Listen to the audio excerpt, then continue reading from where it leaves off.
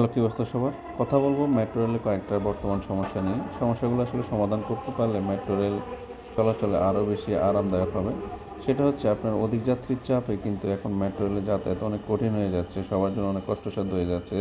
Ticket কাটা থেকে শুরু করে সব কিছুতেই এবং ট্রেনের ভিতরে উঠা এবং নামা এই সবগুলোতেই অনেক সমস্যার সম্মুখীন হতে হচ্ছে।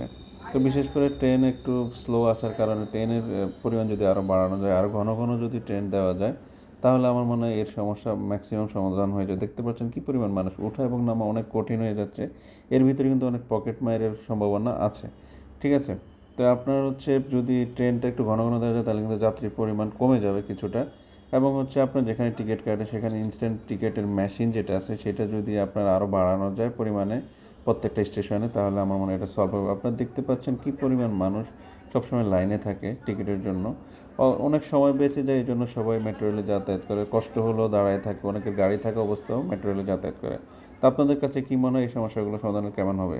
কমেন্টে আপনার মতামত জানাতে পারেন। ধন্যবাদ।